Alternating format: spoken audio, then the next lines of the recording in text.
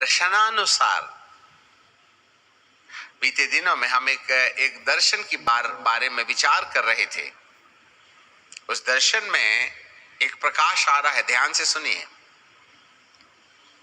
संपूर्ण धरती से 2021 में बहुसंख्यक प्रभु के दास और मसीही विश्वासी लोग अपनी भौतिक यात्रा करके सदा के घर को पलायन कर गए, पर अभी भी एक बड़ी भारी संख्या में अगुवे, नेता, आत्मिक नेता,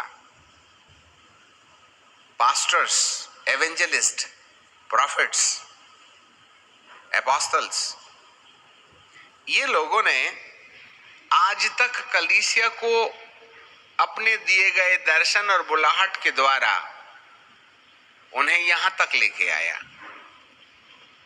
और उनके द्वारा दी गई सेवकाई को प्रभु आदर देता है।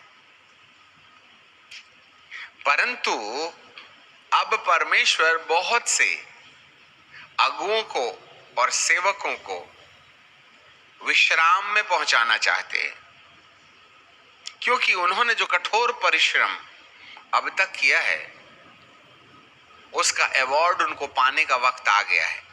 नंबर 1, उनको वो रेस्ट देंगे।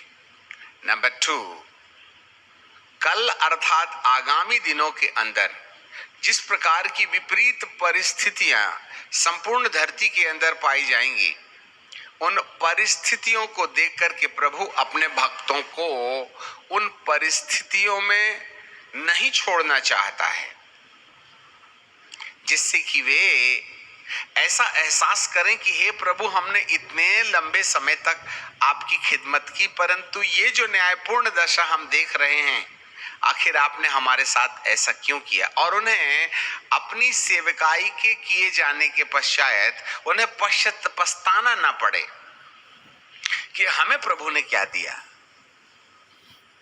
आज हम ऐसा क्यों पड़ गए, हमको समस्या क्यों आ गई। इसलिए वे परमेश्वर के लिए अविश्वास प्रस्ताव करें बोल करके ना मात्र अब तक के हालात में, परंतु आगामी दिनों में भी बहुत से प्रभु के भक्तों को प्रभु विश्राम देना चाहते हैं, सेवकाई से भी, और नंबर 2 विश्राम और शरीर से भी, इस संसार के कष्टों से भी प्रभु उनको विश्राम देना चाहते हैं। ये एक अच्छा संदेश नहीं है, परंतु आगामी दिनों में बहुत से प्रभु भक्तों के पलायन करने के लिए परमेश्वर ने योजना बना रखा है कि आगामी दिनों में होने वाले इस संसार में जो अत्याचार और भ्रष्टाचार हो रहा है, जो एंटी क्राइस्ट का प्रदर्शन होगा, उसमें उनको जाना ना पड़े। इसलिए वे प्री ट्रिबुलेशन में उठा लिए जाने की कगार में हैं। तब जो है परमेश्वर एक नई यहोशुआ जनरेशन को सामने लेके आएगा, एक नई पीढ़ी को सामने लेके आएगा।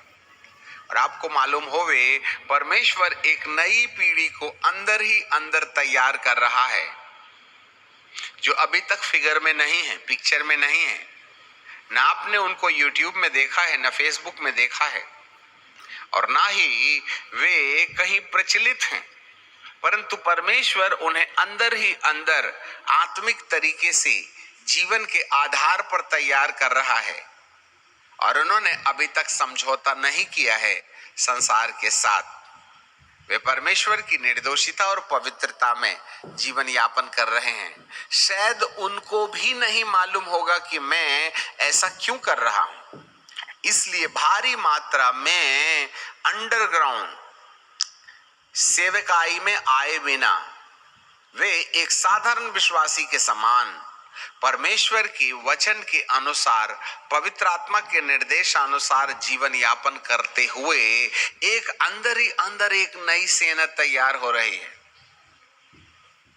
उनको भी नहीं मालूम है कि वे क्यों ऐसा कर रहे हैं, और संसार को भी और चर्च को भी नहीं मालूम है कि कौन कौन से लोग आगामी दिनों में इन प्रभु भक्तों को जो अपनी कुर्सी छोड़ के जाएंगे उसके पदाधिकारी हो जाएंगे। एक बात हमें और साफ कहना पड़ेगा, जिस बात को मैंने आज कहा उसको मैं वापस लेना चाहते हैं। कि कुर्सी और पदाधिकारी, एक बात याद रखिएगा, अगली जागृति में ना कोई पदाधिकारी होगा और ना ही कोई कुर्सी होगी। प्रॉब्लम पद और कुर्सी के कारण ही पवित्र आत्मा को चोट लगी है। हम जो ओहदे पर बैठ गए, हम जो डिक्टेटरशिप करने लगे, हम जो मिनिस्ट्री को कहने लगे कि ये मेरा है, और अभिषेक और ज्ञान को अपने तौर तरीके से अनुवादित करके अपनी बुद्धि अनुसार हम चलाने लगे, ये मेरे प्रभु को अच्छा नहीं लगा। इसलिए अधिकारों का निरस्तीकरण, जिसको पोस्ट कहते हैं, हम फलाने पोस्ट में हैं, हमारा ये अधिकार है, परमेश्वर इस अधिकार की सत्ता को अलग कर देना चाहता है और इस तरीके से कलीसिया को एक नई मस्क में बदलना चाहता है। और वो मस्क है जिसमें फैलने की क्षमता है, जिसमें मुड़ने, टूटने और खोने की क्षमता है। हम जो अनुभवी हो गए हैं वो कड़ी भिंडी के समान हो गए, जिसको जट्ठर भिंडी बोलते हैं, उससे सब्जी अच्छी नहीं बनती। अब तक परमेश्वर ने अपने लोगों को जिस पड़ाव से लेकर के यहां तक लाया, अब इस मस्क को वह नया बनाना चाहता है। चर्च का एक नया मॉडल भविष्य में दिखाई देगा। परमेश्वर के काम करने की पद्धति अब तक जो प्रभु भक्तों के द्वारा यहां तक रही, हमने यहां रिले रेस की झंडी लाके खड़ा कर दिया, परंतु अब इस झंडी को कोई दूसरा है जो आगे लेकर के जाएगा। इसलिए बाइबल हमें बोलती है, नया मस्क होगा तो नया दाखरस होगा।